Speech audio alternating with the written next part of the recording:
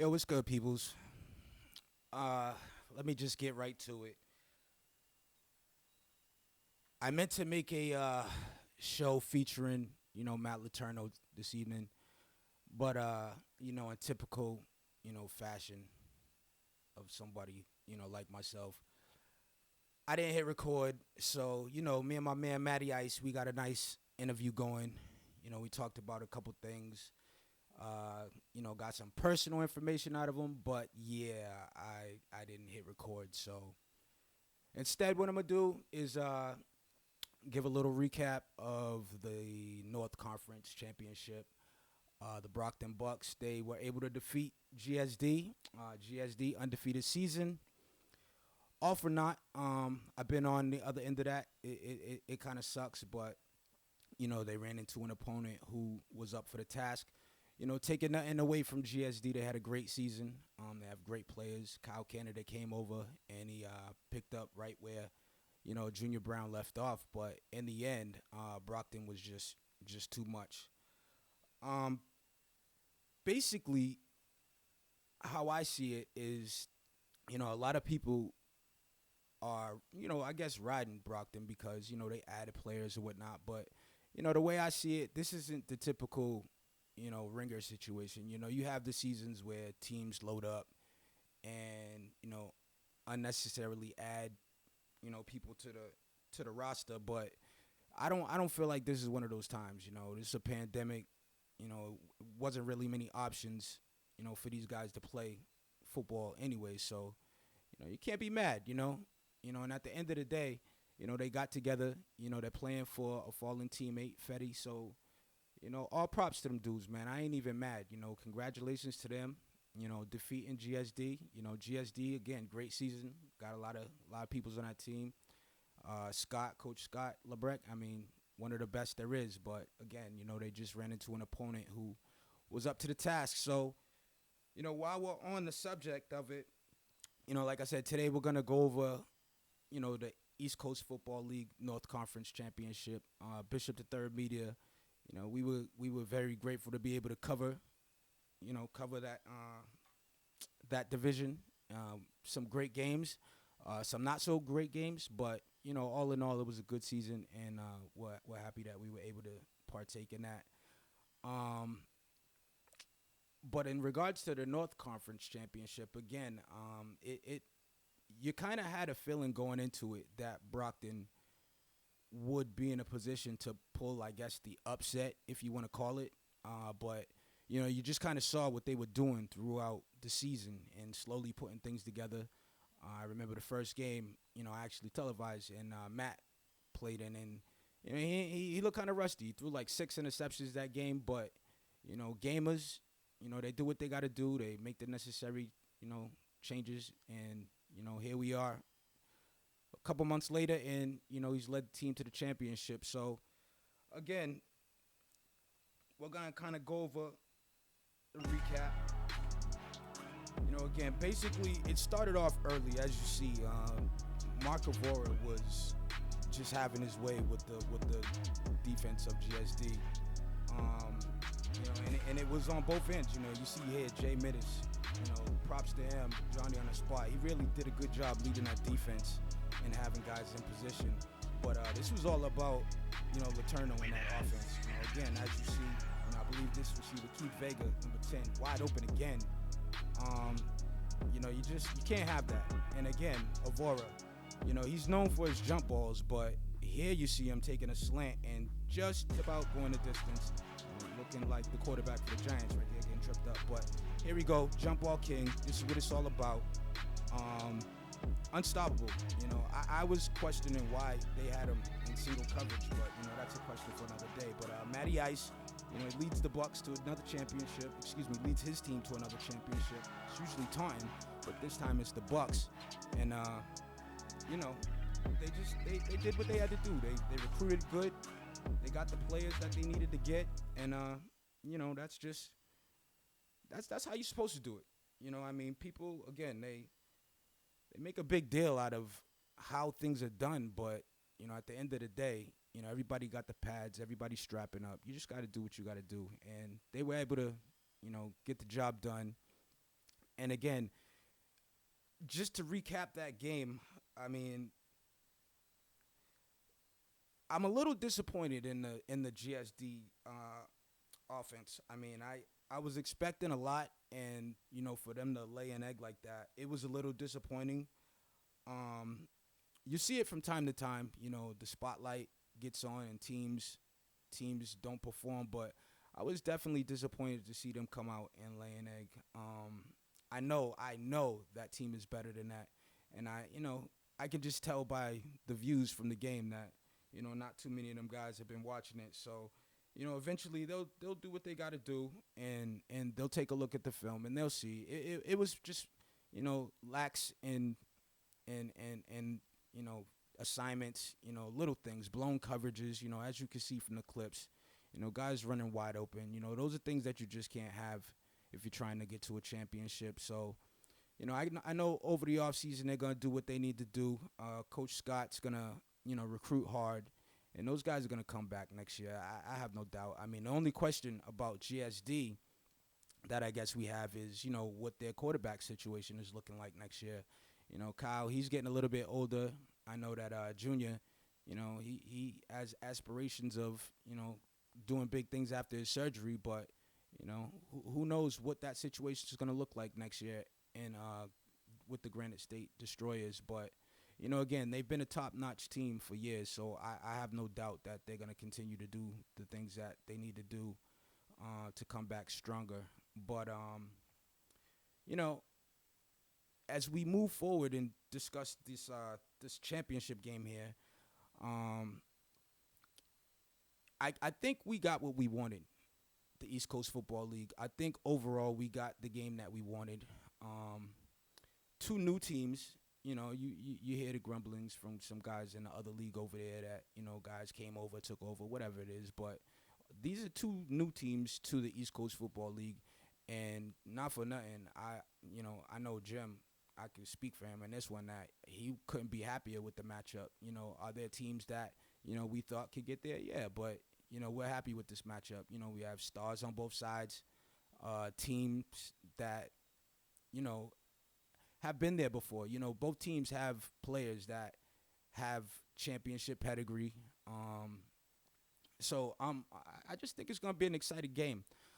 Just taking a look at, some of the things that both these teams were able to do over the course of the season.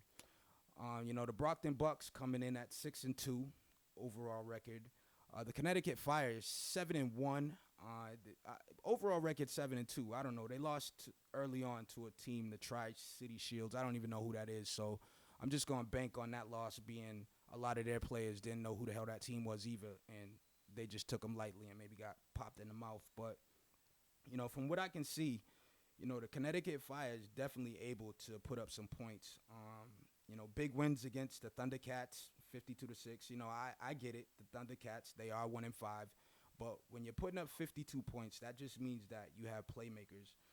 That's one of the things that I would definitely have to say is a plus for the Connecticut Fires, their playmakers that they have on their offensive side. Also, a 46-0 win against the Mustangs. For you guys that remember the last show, that's the game that I forgot what the end, who that team was, but yeah, it was the Mustangs. They blew them out 46-0, and 30-10 against the Rebels in the South Conference Finals. So, you're definitely looking at a team that is able to put up points. Points for on the season 249 while only giving up 76. So that's good. These guys are definitely a team that is able to go out and put up some points. Again, some close games. Against the Rebels, 28-20 later in the season. But again, I tend to give them credit for wins against teams like the Cowboys, who, in both conferences, let's just say the top to bottom level of competition wasn't necessarily at its greatest. Other than, the top three teams in each division, every other team finished with a non-winning record. But, that's what's going to happen when you play a 7-8 game season. So But either way, when you look at, top to bottom, the teams that, were being played, you kind of have to give it to the Fire with the competition that they played again. Beating a team like the Cowboys who, were competing for the East Coast Football League Championship just last season. They have an MVP and quarterback in Eric Hamlin, Alex Young. I guess we can call him the mini jump ball king because he's one-on-one. He's a nightmare. And, the Connecticut Fire was able to beat them 27-6 in the first round of the playoffs. And that was a team, again, that, that was kind of my sleeper pick to be a championship team. So, you definitely want to give them the nod when you see things like that throughout the course of the season. In regards to the Bucks, they started off, let's just say, slow. That could be a mix of various things, but you have to remember this team isn't quite the team that we saw at the beginning of the year. They played the Bucks. They played the Raiders. The Bucks did the first game of the season, and they only won that game 21-14. Again, another game that I was, able to record, and they had a mix of different guys playing quarterback. Matt hadn't got there yet. They didn't have Avora. They didn't have a lot of the guys that you see now. I mean, let's just be honest. And, they started out slow, but, as you see, once those guys came on, which I believe was the third game of the season, it was the game against the Canes where they lost 7-0. You can kind of see things were changing a little bit. Now, the Hurricanes, in the North Conference, they had championship aspirations as well. So for them to, make those additions in week 3 and only lose by a score of 7-0, that I believe started to turn some heads. Now, that game was kind of ugly. I believe that there were 6 interceptions thrown by the Bucks, and again, 6 interceptions and you still only lose by a score of 7-0, and that 7 came on the opening kickoff. So you can definitely see that things were heading in the right direction with that win. Even though they took a L in that one. And you see, following up with that game, they beat the Badgers 26-6, who, not for nothing. The Badgers, they only won one game, but, that team definitely had some athletes. I would, and not to knock nobody, because that's not really how I fucking get down, but that Badgers team, I would say a lot of their issues came within the leadership, coaching staff, captains, whatever it was. And, if you're not right up top, you're not going to have success throughout the course of the year. Not saying that those were bad people running that team, but it just wasn't a good mix of the coaching staff and the players. So, definitely had some athletes, but, they just weren't going to be a team that competed this year when they ran up against teams that, had the athletes, had their shit together. It's just tough. So, following that Badgers win, the Bucks went on to play Marshfield again, and this time they actually beat them 21-7. So, again, this is where you start to see, the Bucks maybe putting things together. It was still early on, and they were still making some additions at that point. But you can start to see things clicking, and the additions, Brandon Hampton, guys of that nature. I mean, I don't give a shit what team you are. If you're bringing in players of that nature, he just brings a championship pedigree. Somebody who just won the New England championship last year. So he's definitely going to make a difference. He's a leader, and, that's definitely going to improve the team. So you can start to see things happening, after that game against Marshfield where they won 21-7. We're not even going to talk about the 57-0 ass kicking that they gave to the Raiders. That could very well be the game that dismantled the Raiders, that 57-0 beatdown right there. It sucks because I like the Raiders. Ty, he does a good job with those guys, but young team, again, not really that great a coaching staff going on. Again, not that they're bad people, but just the coaching staff and players wasn't mixing, and that just, that 57-0 ass cooking could have been it for that team. But, moving on, they got Marshfield again and beat them 10-7 in the first round, and, that led us to the 20-0 beating that they gave GSD. So you could just see over time that the Bucks was starting to get things together. Now, again, just trying to compare both teams and see who might have the edge or in the matchup tomorrow. It's kind of tough because again, it's kind of shit squads thrown up and down both the South and the North. So you can't really gauge looking at the schedule who may have had the tougher road. So basically, you try to pull what you can from both. The notable wins I would say for the Brockton Bucks would be, I mean, just by default, GSD and the Canes. I mean, the only other teams in the North that had winning records. But out of the teams that were just underneath, I would say that their notable win was Haverhill. Again, Haverhill, scrappy team, great coaching staff. Ty Watson. They got players up and down. Again, a young team.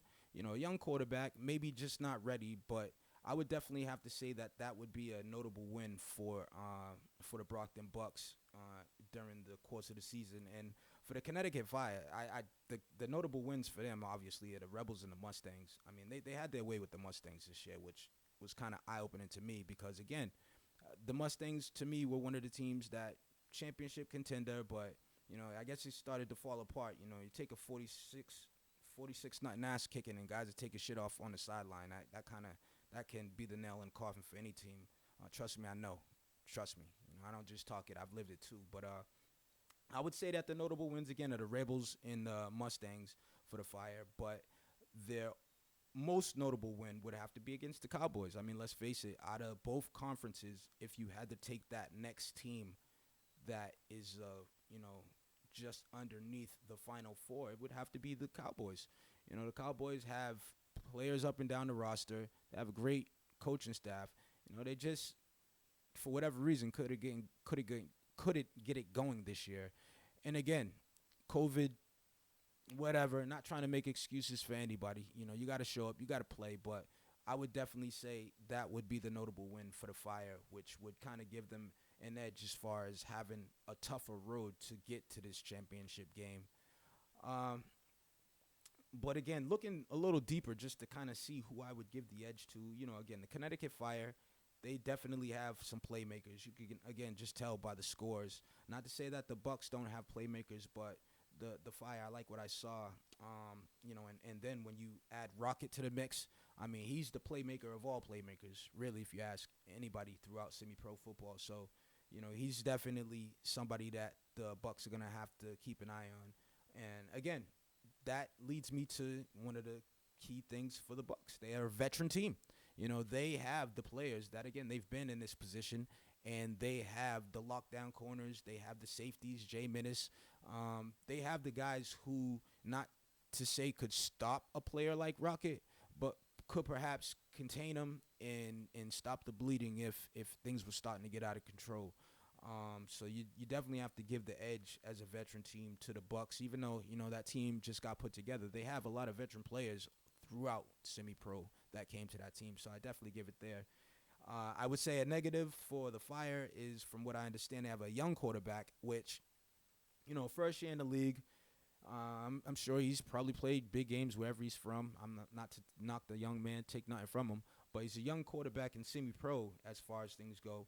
And if you look on the other side, you have a veteran quarterback, 6 championship time winner, Matty Ice. So you have to give the check to the Bucks as far as the quarterback goes. Again, I feel like the only negative for the Bucks that could possibly hurt them in this game is that they could still be trying to figure each other out. Even though they, a lot of them have played together on other teams. A lot of them have, been to big games. They played in championships. It's still, in order to win championships, you have to be a team. And not to say that they aren't a team, but those are the things that, you need to be clicking on all cylinders. And, they got to this point, so they very well may have gotten, everything clicking on all cylinders, because it sure as hell looked like it against GSD. And you just see, even, post-game, pre-game, just the camaraderie of the team. It may be one thing that I question on the field as far as them clicking, but off the field, it's absolutely nothing that I'm worried about as far as them being, all together and all on the same page. So I guess what it boils down to is the fact that I do like the fact that Brockton has the vets. Uh, they have the players that have won multiple championships. They do have players who recently won championships at high levels. And again, taking nothing away from the Fire, I know they have players have won championships as well, veteran players. But in my opinion, I would say that just based off of what I've seen with my own eyes, I would have to give the edge in this game to the Brockton Bucks. I think it's going to be a close game. Matty Ice does have a tendency to throw interceptions, so that could be something that could end up hurting him. But I would say if he can keep the turnovers low, they definitely have the weapons on offense, and they have the defense to, if not stop, at least corral the high-powered offense of the Connecticut Fire. And if that is the case, then I would give the edge to the Bucks just based off of, the veteran leadership that they have on that team, especially at the quarterback position. Because to me, the quarterback is the most important position on the field. And if you have the check in that spot, then my friend, you have the check as far as, in my opinion, the victory. So that's going to do it for me. I hope that I was able to give a little bit of insight. It's championship eve. I know a lot of you guys is fired up, ready to get this thing underway. Likewise, man. It's nothing like championship time. It's one of my favorite times of the season. So, again, that's going to do it for me here on the show. Hope you guys enjoyed. We'll see you out there tomorrow. Bishop III Media is going to be linking up with Spin Move 360. We're going to be linking up with the East Coast Football League to bring you TriCast of the game, play-by-play by me. You have a camera view by 360. You have the camera up top by Harmon. So we got the game covered for you guys. You don't have to worry. For those of you who can't get there because of the COVID, you ain't got a mask, you ain't got a way to get there, don't worry. You sit home, you pull the game up, and we got you covered. Spin Move, Bishop III Media, Jim Harmon with the East Coast Football League. We got you covered. So, again, that's going to do it for me here on the Linko Show, Championship Eve. Again, you heard it here. I'm not going to say it's the gospel, but in my opinion, I think the Bucks are going to pull it out tomorrow. So, that's only my opinion. Y'all got to go out there and finish the job. Connecticut, feel however you want to feel, but now you just got to go out there and prove me wrong. And if you're holding a trophy, all I could do is tip my hat to you, which I'll be glad to do. So, take care, everybody, and we see you tomorrow.